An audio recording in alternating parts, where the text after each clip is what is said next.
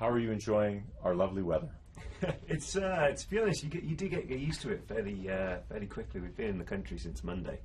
I can't believe they don't plough any of the roads around here. I can't believe it. Neither can we. No, we're getting 20 more centimeters today, so overnight. So you'll have a lot to look forward to. It's good. He lied. I don't get used to the cold. No. So what's this little tour been like? I assume that since the movie, you do some traveling for different things like this.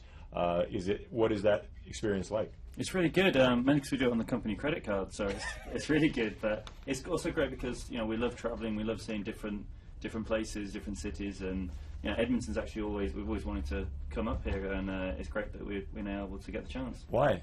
I think it's just one of those places where it's always on on the TV back home. It's mentioned quite regularly for I don't know why.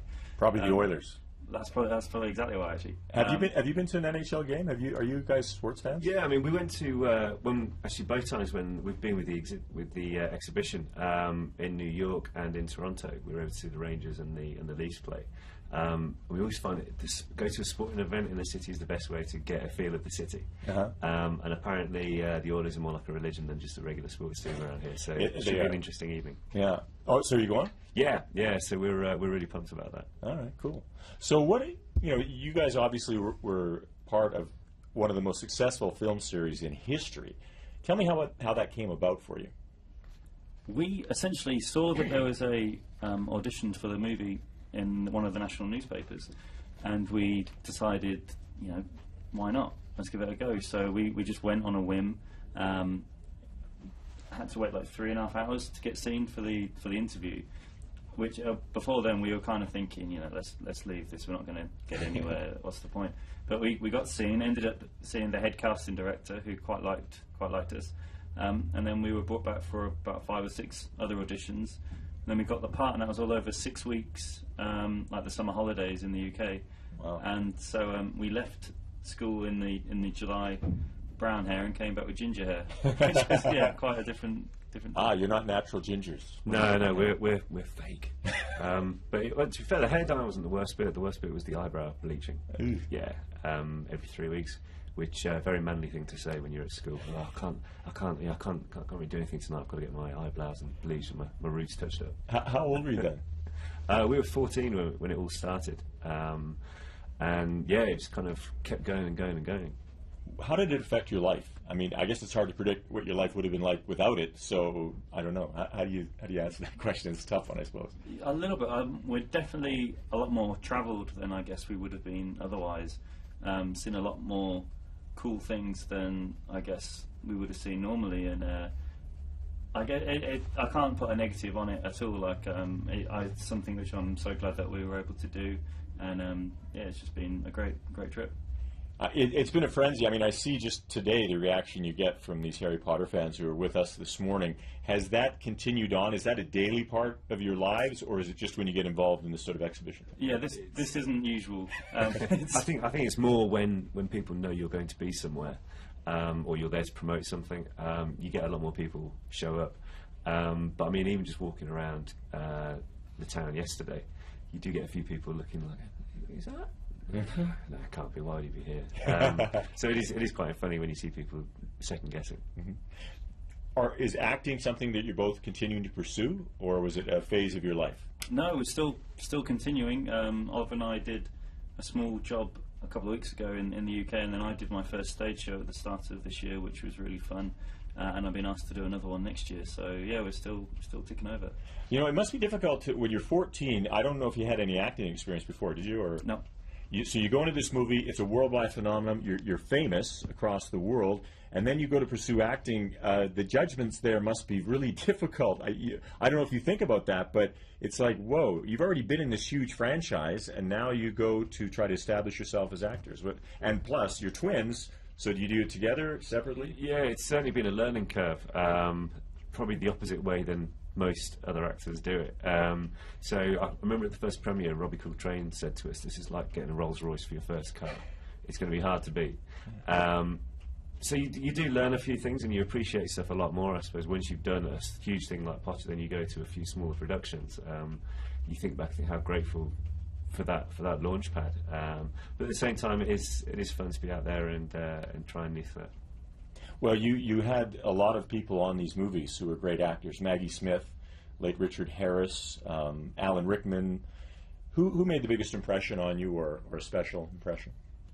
To me, they're all really great guys, and I'm not just saying that because, you know, you always have people who are such a joy to work with.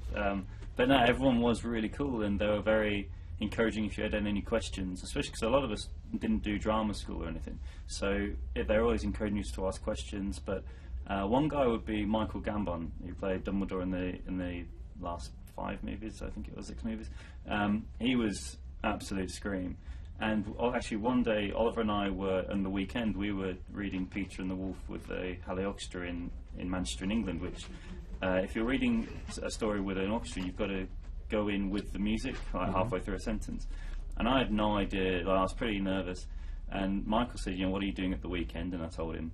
He said, have you got the script with you? And I was like, yeah. He said, well, sit down, I've done that God knows how many times. So I'm sat there in the Great Hall with Dumbledore telling me how to do something, which was quite a surreal trip. But again, he didn't have to do that, but a very, very nice thing to do.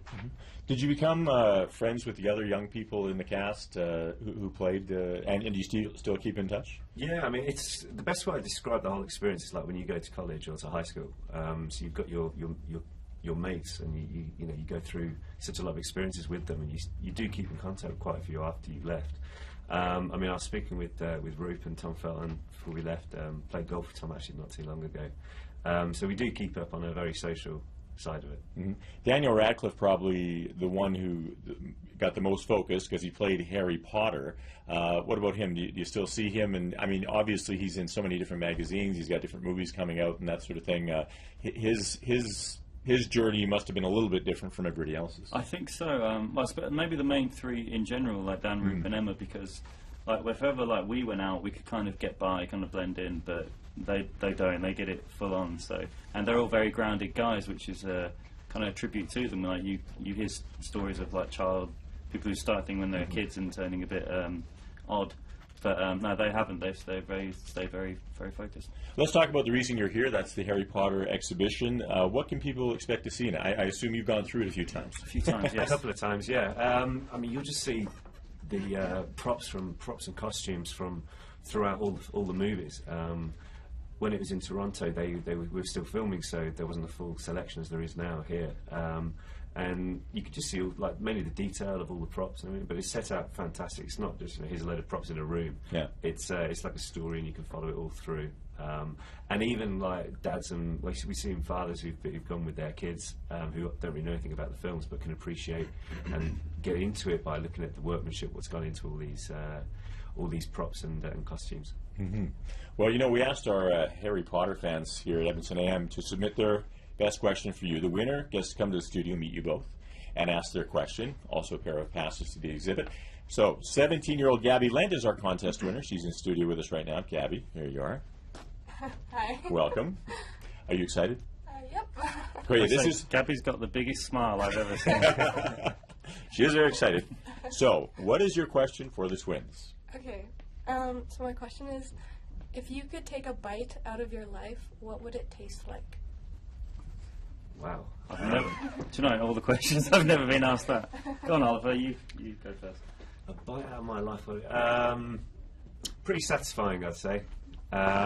It's just kind of like you just. I mean, we've had a very fortunate time ever since we've got in these films.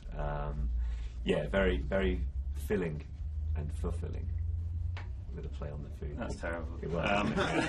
It didn't work at all. Go on, James. Let's hear it. Mine would be like it'd be a nice big chocolate, but you know the ones with the crackle in it, and it keeps keeping you like kind of keeps you on having a look at what's going on like that, because it's we've just been very fortunate, and it's very exciting that what we've been able to do and we're still able to continue. So that's the best I can do without preparing for that question. That was very good. That's a tough one.